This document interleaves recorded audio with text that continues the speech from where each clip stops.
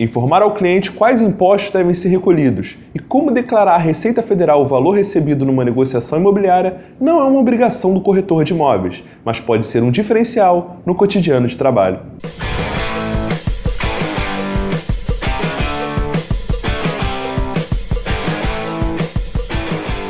Para abordar o ganho de capital em detalhes, recebemos no programa de hoje o especialista em tributação imobiliária, Leonardo Godoy.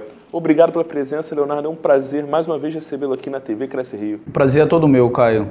Inicialmente, explica pra gente o que é o ganho de capital. O ganho de capital, Caio, nada mais é do que a diferença positiva entre o valor de alienação do bem e o custo de aquisição desse bem. Então, por exemplo, se eu comprei um imóvel em um determinado ano por R$100 mil, e hoje, em 2015, estou vendendo esse imóvel por R$500 mil, então, em regra, eu tenho um ganho de capital de R$400 mil. Então, é só eu fazer 500 mil menos 100 mil e eu vou ter o meu ganho de capital de R$100 mil, de R$400 mil. Leonardo, como ocorre o cálculo do valor exato para o pagamento do imposto referente ao ganho de capital? A valorização do imóvel é levada em consideração? A valorização do imóvel, ela é sim levada em consideração. Nesse nosso exemplo, por exemplo, né, que eu acabei de citar aqui, se você tem um imóvel que você comprou em um determinado ano por 100 mil e hoje você está vendendo esse imóvel por R$500 mil, dependendo das benfeitorias que você vem a fazer nesse imóvel, dependendo da ampliação, da construção que você venha a realizar nesse imóvel, o seu custo de aquisição ele pode vir a aumentar. Então, se em todo o período que eu tenho esse imóvel e eu juntei todos os comprovantes de pagamento dos funcionários que trabalharam na obra, né, em relação ao material que eu gastei, eu posso acrescer ao meu custo de aquisição. Então, imagina a seguinte situação: esse meu custo de aquisição, ao invés de ser R$100 mil, eu posso acrescer ele para R$300 mil. Então, a valorização ela pode sim vir a impactar ao cálculo do ganho de capital. E nesse nosso exemplo, se o meu custo de aquisição ele aumenta para R$300 mil, eu vou ter o quê? Eu vou ter 500 mil menos R$300 mil. Então, eu vou ter o meu ganho de capital de R$200 mil. E o cálculo do imposto de renda que eu vou ter que fazer em relação ao ganho de capital, eu vou ter que fazer em cima de R$200 mil e não mais em cima de R$400 mil, conforme o exemplo dado anteriormente. Então, e ainda tem mais um detalhe. Em cima desses R$200 mil, desse nosso novo cálculo, eu tenho um percentual, eu tenho uma alíquota de imposto de renda que, em regra, vai ser de 15%. Então, por que eu estou falando em regra? Porque existem algumas exceções que eu posso reduzir drasticamente esse percentual. Então, ao invés de pagar, por exemplo, em 15%, eu posso ter uma redução de 5%, eu posso ter uma redução em outros percentuais, que aí, em cada caso, eu vou ter que olhar detalhadamente quando que foi o ano de aquisição do imóvel, se esse imóvel é um único imóvel, e talvez eu nem tenha que pagar esses 15%. Ainda tem esse outro detalhe. No cotidiano de trabalho, por que é tão importante o corretor de imóveis conheça bem essa parte da tributação imobiliária? É importante e é muito importante o corretor saber, né, caminhar nessa seara tributária. Por quê?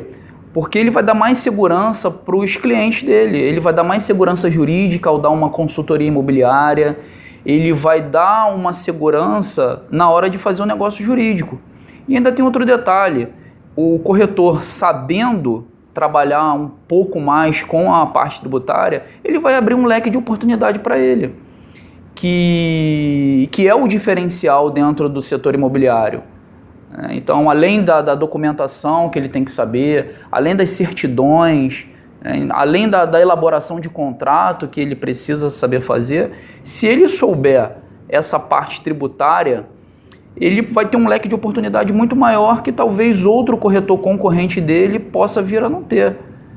entendeu? Então essa é a importância. Eu tenho duas situações então, eu tenho a segurança jurídica na relação imobiliária e ainda tenho o leque de oportunidade que esse corretor possa vir a ter. Após uma negociação imobiliária ser realizada, quando deve ser feito o acerto de contas com a Receita Federal? Então, um acerto de contas com a Receita Federal, tá? Eu tenho um prazo até o último dia útil do mês subsequente aos que os rendimentos forem percebidos. Então, se o meu rendimento de ganho de capital ele foi percebido no mês de abril, por exemplo, tá? O meu prazo para recolhimento desse imposto de renda, para fazer toda essa declaração, vai ser até o último dia útil do mês de maio do mesmo ano. E a gente nunca pode confundir o recolhimento do ganho de capital, do imposto de renda sobre o ganho de capital, com o recolhimento do imposto de renda de pessoa física.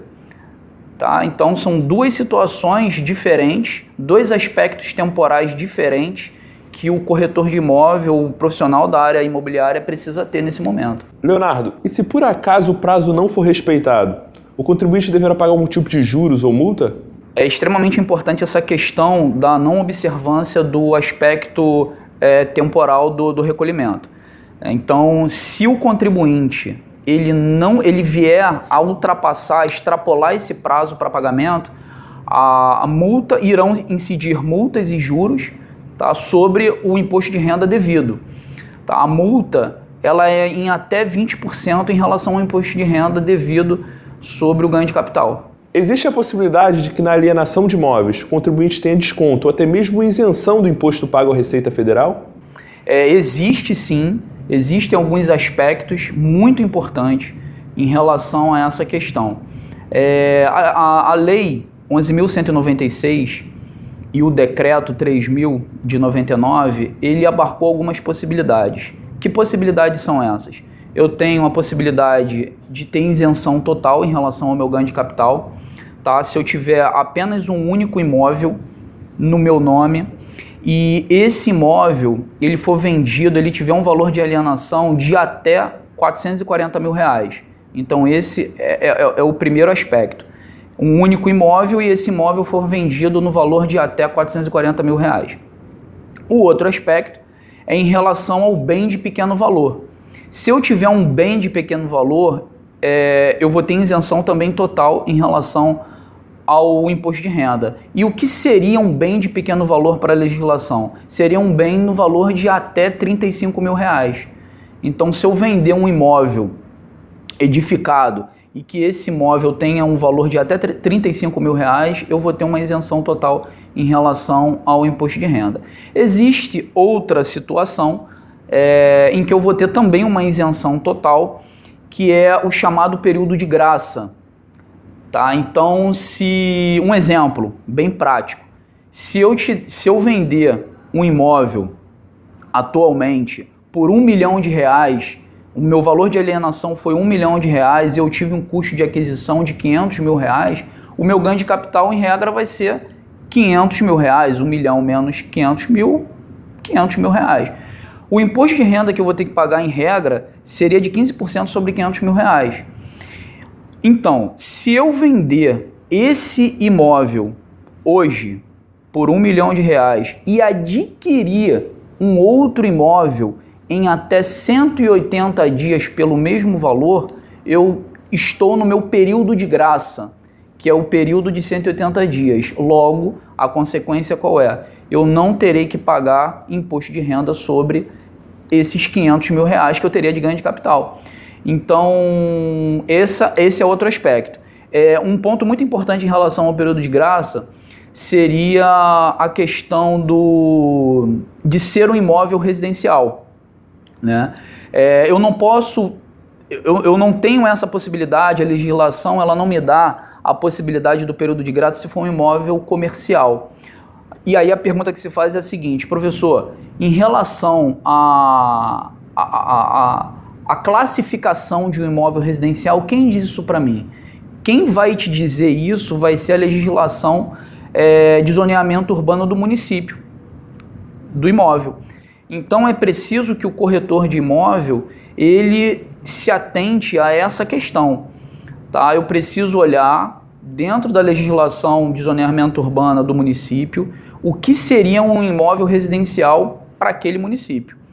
Agora, se existe uma outra situação também, um outro detalhe, se eu tiver um imóvel misto, ou seja, um imóvel que é classificado como residencial e comercial, tá? A regra vai ser que vai prevalecer a regra de ser um imóvel residencial e não comercial. Agora, se eu tiver um imóvel puramente comercial, a própria legislação ela não me dá esse benefício do período de graça. Eu ainda tenho uma próxima situação que aí não se refere à isenção, e sim uma redução do imposto de renda. E aí eu vou dar mais um exemplo prático.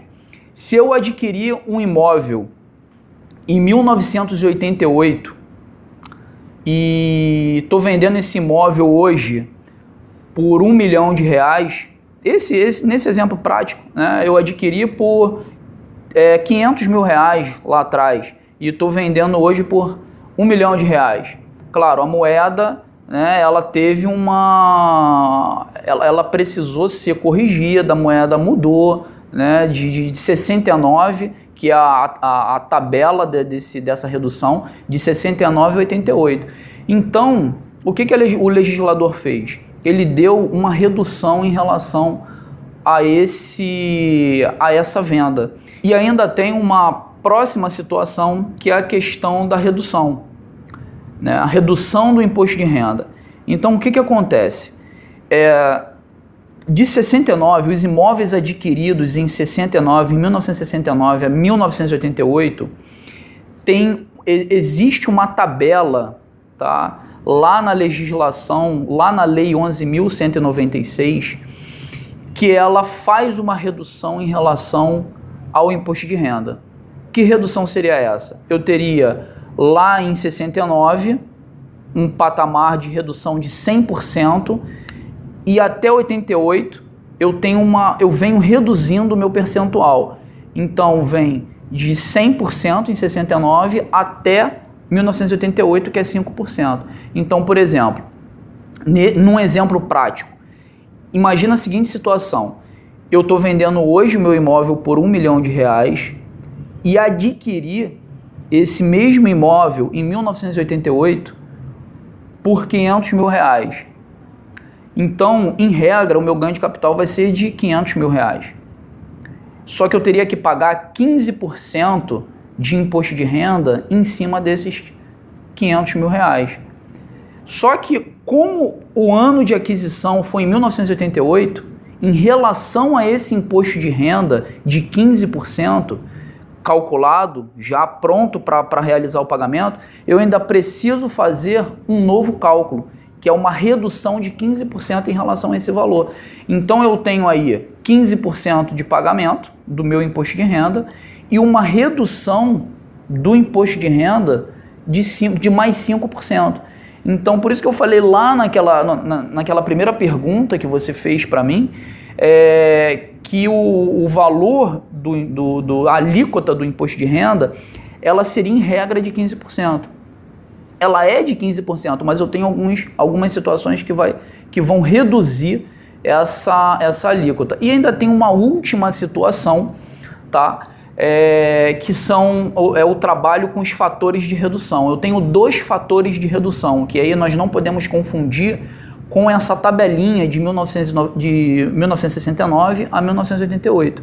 Nós não podemos confundir os fatores de redução com essa tabela. Eu tenho 2 fatores de redução pela legislação da Lei 11.196, em que eu vou também colocar uma redução em cima desse valor desse meu imóvel, por exemplo, adquirido em 1988. Então, você veja o seguinte, nesse nosso bate-papo: eu tenho que prestar atenção no ano de aquisição do imóvel, eu tenho que prestar atenção em qual é a alíquota que eu vou ter que pagar de imposto de renda. Eu preciso prestar atenção também qual é o percentual de redução e qual é o fator de redução que eu vou utilizar. Então, um ganho de capital que, por exemplo, seria de R$100 mil,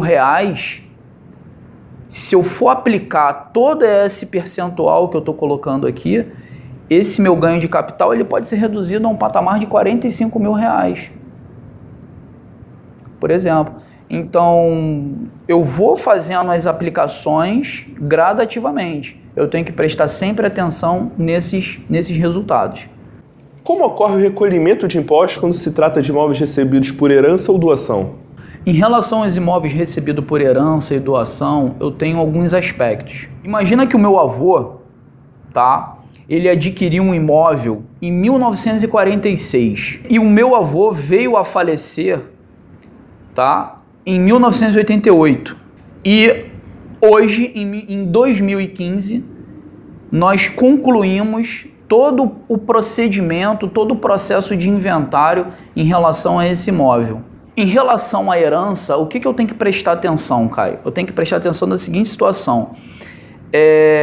Eu tenho que prestar atenção não em relação à data de aquisição que o meu avô fez em relação ao imóvel, mas sim a data do falecimento do meu avô.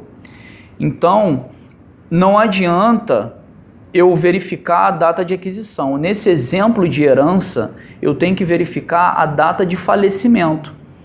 E aí, a data de falecimento vai ser a data que eu, Leonardo, tá, adquiri o imóvel. E se eu vendo esse imóvel em 2015, após todo o procedimento de inventário, todo o processo de inventário, eu, Leonardo, tá, eu vou ter adquirido esse imóvel em 1988. E aí, cabe a gente fazer a remissão em todos aqueles aspectos que nós trabalhamos nas perguntas anteriores, no bate-papo anterior, que é o quê? Qual é o ano de aquisição do meu imóvel? A partir desse ano de aquisição, eu vou ter o percentual de redução, que é de 5%. Eu tenho que prestar atenção em relação à parte dos 15% também, entendeu? Então, em relação à herança, eu tenho esse aspecto. Um outro aspecto em relação à herança é o seguinte, o meu prazo para recolhimento desse ganho de capital vai ser exatamente 30 dias contados, tá, da data da decisão judicial em que houve o término da partilha, né? Data da decisão judicial que teve o término do próprio inventário. Né? Se não teve uma decisão judicial, na data de adjudicação. Se não teve uma adjudicação, na data de elaboração da escritura pública. Então eu tenho até 30 dias contado dessa data. Em relação à doação, o prazo já é diferente. Em relação à doação, eu vou contar o meu prazo até o último dia útil do mês subsequente à data em que houve a doação. Então eu tenho esse aspecto pontual que eu tenho que prestar atenção. São dois aspectos mais importantes em relação à doação e à herança. A Receita Federal entende dessa forma, tá? A própria legislação, então é um aspecto aí que a gente precisa prestar atenção.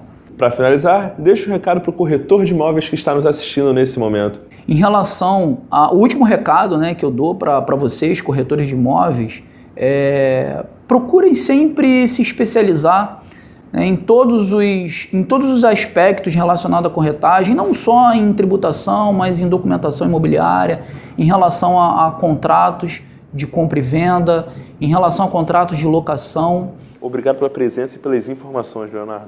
O prazer é todo meu, Caio. Eu que agradeço essa oportunidade de estar aqui mais uma vez no Cresce e colaborando com essa complexidade que é o ganho de capital e outras questões sobre os assuntos tributários imobiliários. Corretor de imóveis. Na TV Cresce Rio você encontra outros vídeos com temas relevantes para o seu cotidiano profissional. Não deixe de acessar. Um grande abraço e até a próxima.